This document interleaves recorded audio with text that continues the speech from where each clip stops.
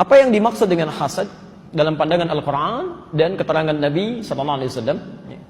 Secara singkat, para ulama mendefinisikan hasad atau iri hati dan dengki ini dengan kalimat yang sangat singkat, padat, lugas. Al-iradatu fi izalatin ni'amil akhirin. Hasad itu kata para ulama adalah keinginan, saya ulang, keinginan untuk menghilangkan satu nikmat. Saya ulang, keinginan untuk menghilangkan satu nikmat yang melekat pada orang lain.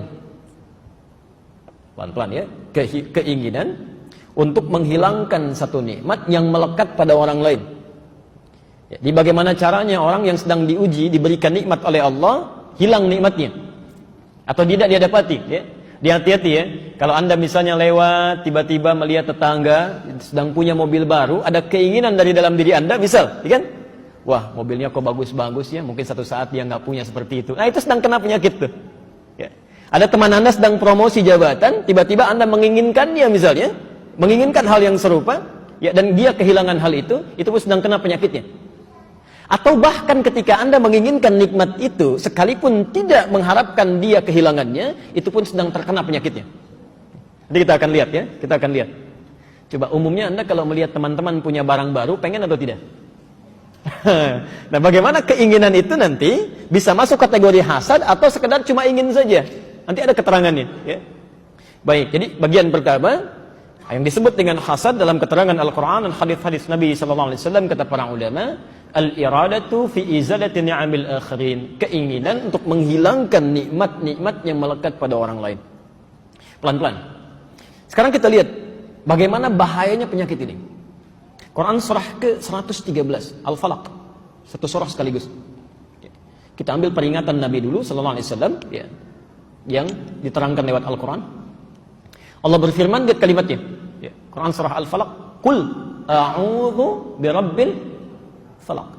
Pelan-pelan. Katakan, ini perintah. Jadi kalau ada kata kul itu perintah ya, perintah. Jadi sifatnya kalau sudah perintah itu penegasan, mesti ya. Sedapat mungkin kita lakukan. Sedapat mungkin kita lakukan. Kata Allah, katakan, Qul a'udhu birabbil falaq. Aku berlindung kepada penguasa subuh, yang punya waktu subuh. Subuh itu awal aktivitas ya. Saya tulis dulu, berlindung pada penguasa subuh, saat aktivitas mulai dilakukan. Awas pelan-pelan ya, nanti kita simpulkan di akhir. Min syarri ma khalaq ya. Dari segala jenis kejahatan makhluk. Jadi ada orang berpotensi dari subuh aja, orang lain mulai beraktivitas kebaikan, mau kerja, mau berangkat, ada orang lain merencanakan kejahatan dari subuh Pak. Ini menarik nih ya. Hati-hati, ini peringatan Quran. Ada orang-orang yang berniat berbuat jahat, itu dari subuh sudah punya rencana. Jadi Anda jangan kira kalau subuh mulai tampak, fajar mulai bersinar misalnya, jangan Anda duga bahwa semua orang itu akan beraktivitas baik semua. Ya, belum tentu. Ya. Ada orang-orang yang terjangkit penyakit bersiap melakukan satu keburukan. Ini tidak ini. Oke. Kedua, min syarri ma khalaq, dari segala jenis kejahatan. Saya tulis dulu, segala jenis kejahatan. Segala khair, nggak apa-apa.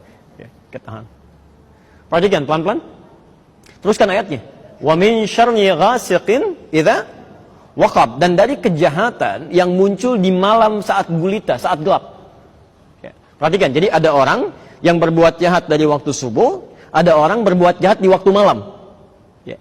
Sedangkan ayat ini ingin menunjukkan bahwa penguasa subuh sampai malam itu cuma Allah. Ya. Di Allah menguasai subuh sampai dengan menguasai malamnya. Anda diminta berlindung dari orang-orang yang berniat jahat baik di waktu subuh ataupun di waktu malam. Pelan-pelan. 3, saya agak cepat. Wa min syarrin naffatsati fil 'uqad, dan dari kejahatan tukang sihir ya, saat dia mulai membuat mantra-mantra yang ditiupkan pada buhul orang-orang ya. Nafas itu artinya sesuatu yang dikeluarkan tanpa orang berada di hadapannya ya. Kalau tukang sihir itu kan kalau mau menyihir seseorang, menyantet seseorang, kan orangnya nggak ada di hadapan kan. Umumnya dia akan di tempat lain ya, dia ambil perangkat tertentu, dia keluarkan jimat-jimat, maka terkena orang yang disihir itu ya. Jarang ada orang mau nyihir di depan orangnya langsung, saya sihir kamu, itu nggak ada gitu ya.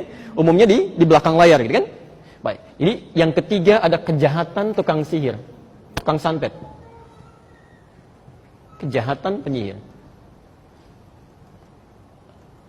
Sekarang fokus. Setelah Allah menerangkan 3 jenis kejahatan ini, yang keempatnya tiba-tiba mengatakan, lihat kalimatnya, wa min syarri hasidin idza hasad. Dan dari kejahatan orang yang punya penyakit hasad. Ya, saya ulang. Dan dari kejahatan orang yang punya penyakit hasad, orang yang punya penyakit iri hati, iri, dengki. Apabila penyakitnya sudah mulai muncul. Fokus sebentar, fokus. Ya. Sekarang saya berikan ilmu sedikit ya. Saya berikan ilmu. Yang pertama perhatikan. Ini poin penting. Bapak Ibu sekalian, setiap ayat-ayat ini itu disambungkan dengan waw. Ya. Coba lihat kalimatnya. Qul a'udzu birabbil falaq min syarri ma khalaq wa min syarri ghasiqin idza waqab wa min syarri naffathatin fil 'uqad wa min syarri hasidin idza hasad. Kalau Anda menemukan kalimat-kalimat dirangkai dengan huruf waw, itu dalam bahasa Arab, waw ini dinamakan dengan atful ma'iyyah. Ya. Al-atfu wal ma'iyyah.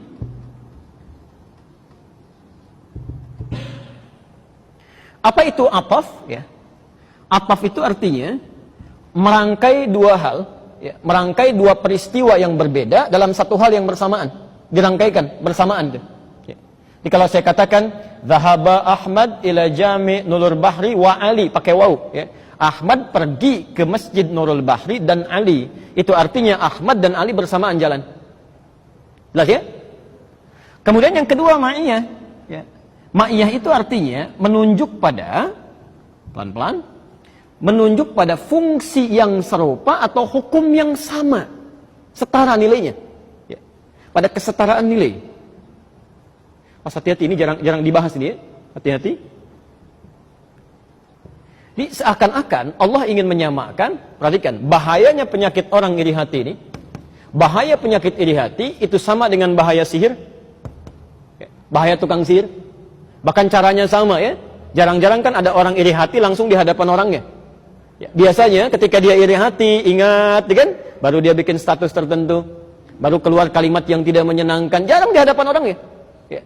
Dan yang lebih luar biasa, penyakit iri hati ini pertama, kita urutkan satu-satu. Satu, kata Allah, lihat. Tingkat bahayanya, kalau ada orang cuma berbuat jahat subuh saja, ada orang berbuat jahat malam saja, iri hati ini berpotensi berbuat jahat dari subuh sampai malam. Karena orang-orang yang terkena penyakit iri hati, begitu muncul sifatnya, seketika bisa berbuat jahat.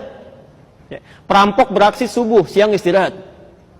Perampok beraksi siang, malamnya istirahat. Penyakit iri hati tidak, mau subuh, tiba-tiba ingat orang yang dimaksudkan dengan rasa irinya, muncul perasaannya, bicara dengan istrinya. Tahu nggak mah, saya mau berangkat ke kantor sekarang, orang ini luar biasa menyebalkannya, muncul. Malam-malam mau tidur, tiba-tiba ingat lagi, mulai bikin status, dituliskan di media sosialnya. Ya. Jadi seakan-akan ingin mengatakan, orang-orang yang punya penyakit iri hati ini, Masya Allah, saking luar biasa bahayanya, hidupnya tidak akan pernah tentram dari mulai subuh sampai dengan malam. Nggak percaya silakan. Ya. Orang-orang terkena penyakit iri hati, begitu temannya dapat promosi jabatan, dari subuh sampai malam, kepikiran juga. Ya. Bahkan kadang-kadang dalam tidurnya masih mencela juga ya. Orang istirahat, ini keluar kalimat-kalimat. Ya. Yang kedua, maaf, sifat iri hati menggunakan huruf waw, disandingkan dengan segala jenis kejahatan. Min syarri ma khalaq. Ini menunjukkan bahwa orang yang terkena penyakit iri hati, itu sama jahatnya dan kejahatan-kejahatan lain. Jadi kalau ada orang mencuri, ya, itu sama dengan orang iri hati. Ada orang misalnya iri hati, ada orang lain merampok, itu sama nilainya, sama jahatnya. Ya, sama jahatnya. Jadi bukan cuma dosa yang melahirkan kegelisahan dari mulai pagi sampai malam, tapi juga tingkat kesulitannya, penyakit ini disebut oleh Al-Quran, berpotensi melahirkan kejahatan-kejahatan yang benar dosa. Ya, jelas di sini? Nah, yang mau saya tekankan di sini, hasid itu kan yang pemiliknya, yang punya penyakitnya. Jadi Anda bayangkan saking bahayanya penyakit ini, jangankan kita yang terinfeksi, kita nggak kena penyakit pun diminta oleh Allah berlindung dari yang punya penyakitnya. Kan ayat ini berkata, Qul a'udzu birabbil falaq. Katakan, saya berlindung kepada Allah, kan? Penguasa waktu subuh, ujung ayatnya, dan saya berlindung kepada Allah dari orang-orang yang punya penyakit iri saat penyakit itu muncul.